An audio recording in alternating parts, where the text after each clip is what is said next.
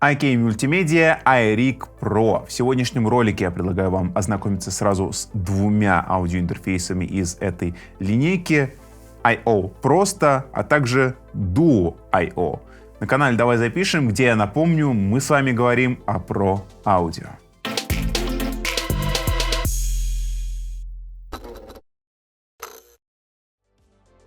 Даже несмотря на iRig в названиях, сегодняшние аудиоинтерфейсы работают не только с мобильными устройствами, это iOS, а также Android, но и с более полноразмерными решениями, например, macOS или PC. Например, сегодня я записываю весь звук себе напрямую в свою рабочую станцию и использую для этих целей Duo I/O.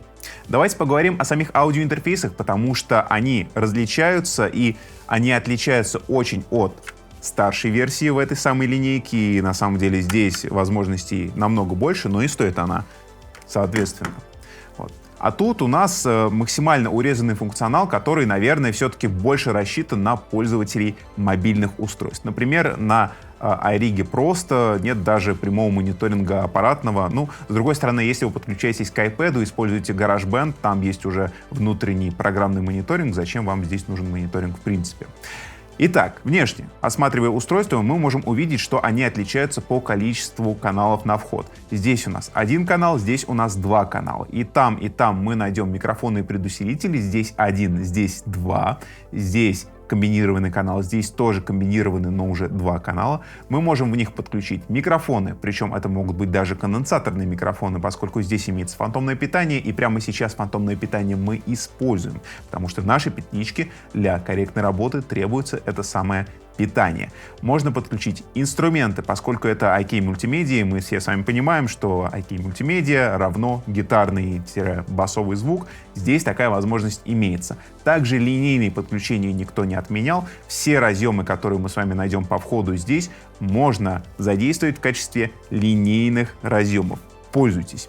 Итак, усиление. И это очень-очень важно, хотя ручки здесь одинаковые и на этом устройстве, оно отличается. Тут мы имеем 40 дБ, здесь мы имеем 50 дБ. Да, значение достаточно маленькое, тем более для динамического микрофона, тем более здесь, но чуть-чуть попозже у нас будет вокальный тест, в котором мы с вами узнаем, а можно ли подключить сюда ручной микрофон и что-то с помощью него записать.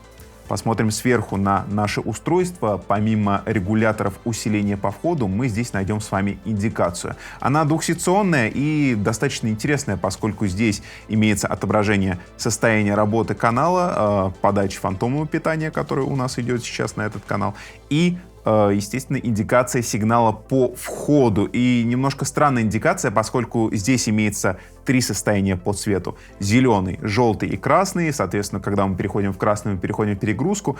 И очень часто, я сейчас стараюсь говорить погромче, чтобы загорался желтый. По идее, он желтый, да, но мне почему-то кажется, что он уже ближе к оранжевому, а иногда с определенных углов.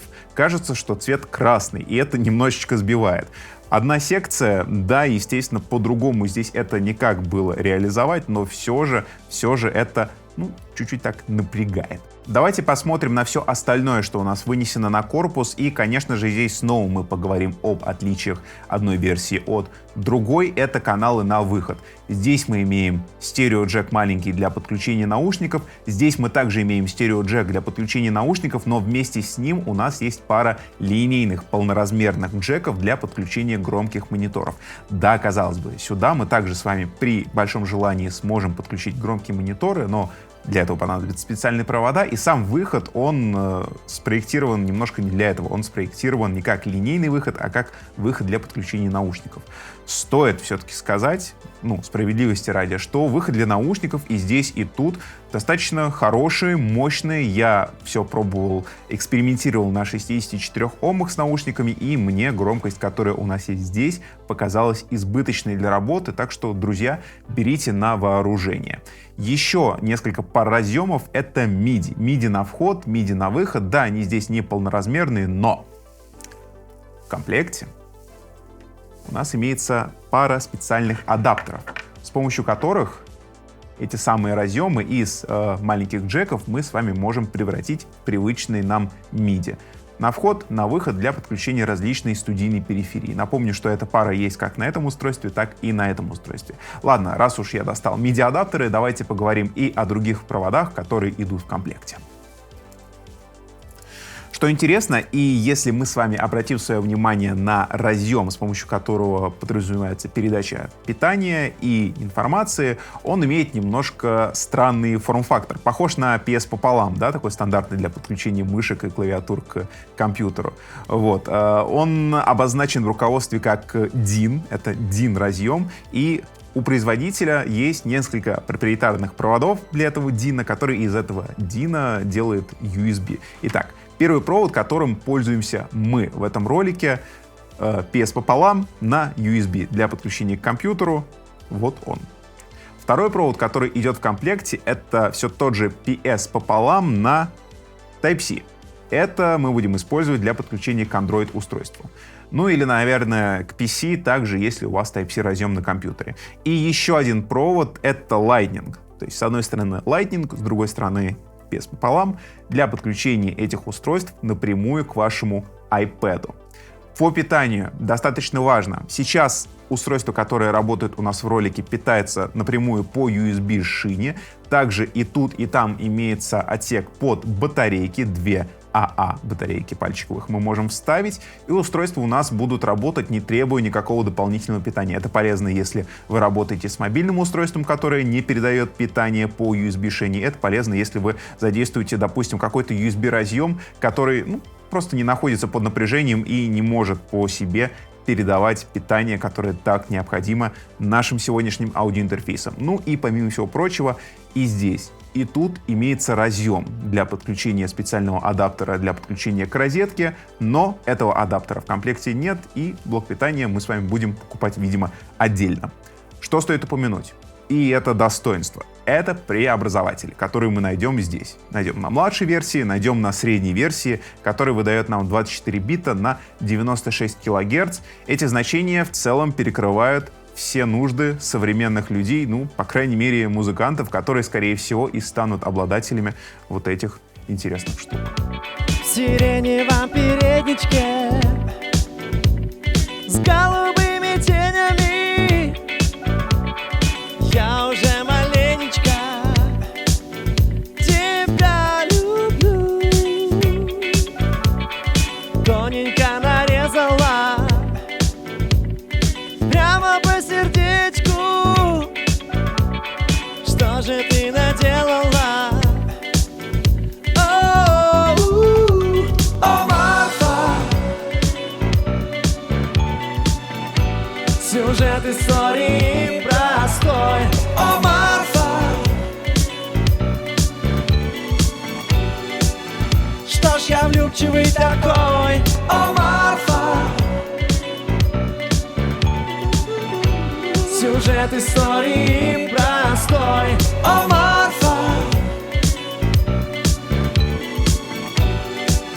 что ж я влюбчивый такой?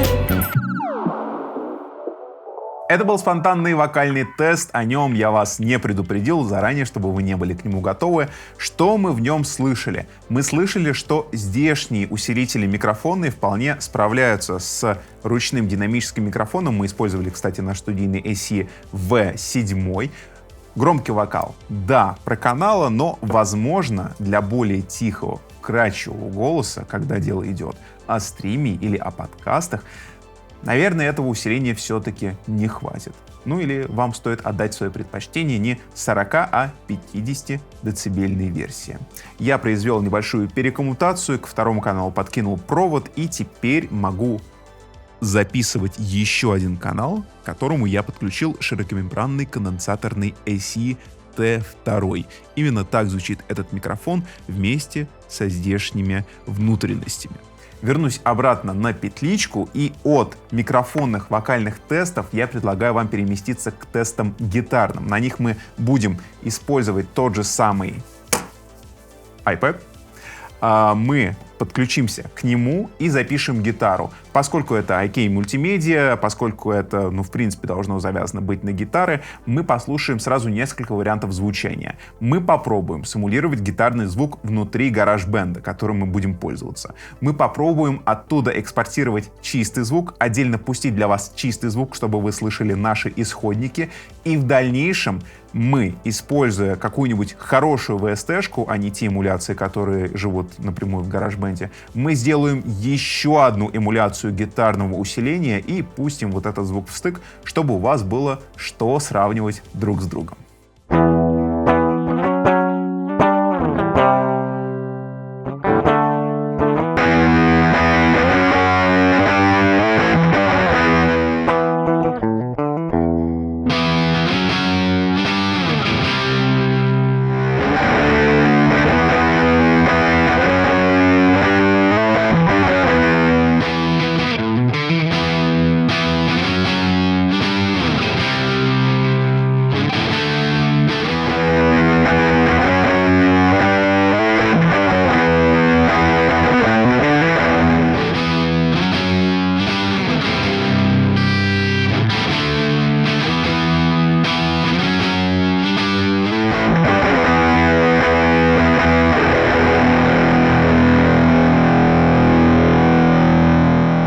В комплекте с iRig Pro I/O идет тут такая...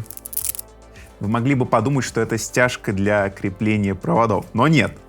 Это очень важная вещь, которая задействует конструкционную особенность именно этого прибора. Сзади мы имеем такую перфорацию, отделение. В общем, сквозное техническое отверстие, с помощью которого и с помощью этой стяжки мы можем крепить этот аудиоинтерфейс, например, на микрофонной стойке или на любом другом подобном предмете, чтобы все было всегда перед глазами. Достаточно удобно. Поговорим про драйверы. И это очень важный отдельный пункт, ведь здесь мы имеем дело с проприетарными ASIO-драйверами. Они скачиваются с официального сайта, но тут есть небольшая подвоха, небольшие грабли, на которые лично мы наткнулись и о которых я бы хотел вас предостеречь. Дело в том, что IK Multimedia не дадут вам просто так скачать USB ASIO драйвера. Вам нужно сначала взять устройство и зарегистрировать его. И только после этого у вас появится доступ к вашей персональной контрольной панели, через которую вы сможете скачать и драйвер, и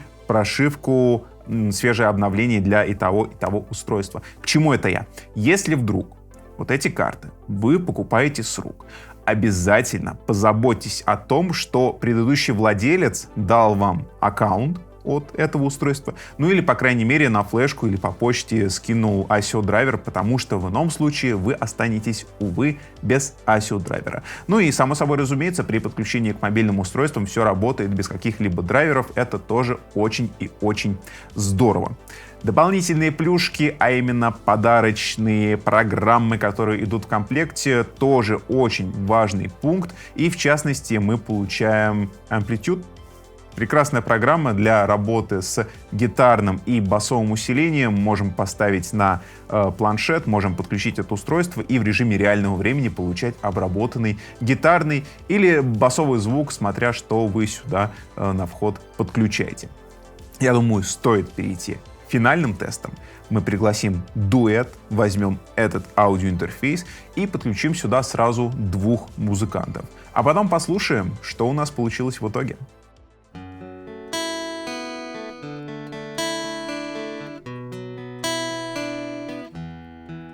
Took a ride to the end of a light where no one ever goes. Ended up on a broken train with nobody I know, but the pain and the longing the same way the dying. Now I'm lost and I'm screaming for help, but relax, take it easy, for there is nothing that we can relax, take it easy, let me not be a blind man on you. It's a I'm terrified, and so I'm scared. It's It's about playing with fire, scared. It's about terror flight, are you scared? Are we playing with fire, relax. Подобьем итоги, как всегда, постараюсь о плюсах и минусах максимально кратко. Итак, сегодняшние устройства, на мой взгляд, больше подойдут людям, которые планируют заниматься именно с какими-то мобилками, знаете, с айпэдами, с небольшими телефонами, то есть без подключения к компьютеру. Да, здесь есть такая возможность, но, опять же, большинство функционала, который мы здесь с вами найдем, он, больше, наверное, подойдет людям, которые будут записываться в GarageBand и в дальнейшем, возможно, как-то это все сводить. Если мы говорим о полноразмерной, полноценной работе, то старшая версия, обратите внимание, хотя с другой стороны, эти устройства и это устройство, даже несмотря на то, что это одна и та же линейка, это уже совершенно другой ценовой сегмент, и там и функций, конечно же, побольше. Кстати, не забудьте посмотреть ролик-обзор на нее, он достаточно интересный. Немножко о минусах. Что лично я для себя заметил? Да, вот эта небольшая ложка дегтя с драйверами, нам пришлось регистрировать устройство, это было достаточно обидно, знаете ли. Провода. Казалось бы, пес пополам выглядит достаточно эксцентрично, так это назовем, но с другой стороны, это вызвало определенные проблемы у нас в тестах. Мы обычно на тестах берем свои собственные студийные USB-провода, потому что они подлиннее, мы специально покупали провода подлиннее, чтобы можно было, допустим, компьютер отнести на определенное расстояние от устройства, чтобы компьютер не лез в кадр. Здесь у нас такой возможности не было, мне пришлось ставить свой ноутбук на пол. Да, я немножко при этом огорчился. И опять же, если вам для работы понадобится проводочек побольше или вдруг проводочек покороче, вы не сможете просто взять и заменить этот провод на любой другой USB-шный провод из вашего домашнего арсенала, потому что проприетарные разъемы PS пополам. Казалось бы, мы все с вами идем к единому USB-стандарту, но ребята из IK Multimedia, видно, так не думают и решили ввести мини-DIN, как они его называют, для работы с их устройствами. С другой стороны, вещички действительно интересные. К ним идут подарочное программное обеспечение. Они отлично распознаются в среде Windows, и на самом деле с драйвером у меня особых проблем не возникло. Да, очень интересно, можно еще просуждать по поводу микрофонного усиления. 40 дБ будет хватать, не будет. Например, сегодняшний ролик мы писали на конденсаторной петличке, да и в целом для любого конденсаторного микрофона такого усиления должно хватить. В любом случае, мне будет очень интересно узнать, а что вы думаете по поводу этих устройств. Использовали бы вы их в своей работе или не использовали? Считаете ли вы их, допустим, игрушкой, знаете, как многие говорят про любое устройство, которое подключается к iPad, такая игрушка для детей? Или на них действительно можно создавать какую-нибудь даже музыку? Напишите в комментариях. Не забудьте поблагодарить нас лайком, нам будет очень приятно. И подписаться на канал, если вы здесь недавно. Я напоминаю, что это «Давай запишем». Здесь мы с вами говорим про аудио, и штатно за мной вы можете следить в моих собственных соцсетях. Все ссылки прямо сейчас вы можете наблюдать у себя на экране. Друзья, а я не прощаюсь, а говорю лишь до свидания. До встречи в следующем ролике. Так, а ты с нами просто стоишь, Лёха? Сейчас, секунду. Он стоит Пошел одеваться, уходить. и со стакана берет воду и начинает капать на Звуковую карту. Краш-тест. Господа, давай начинаем. Можем, да? Прикольная можем. ездилка.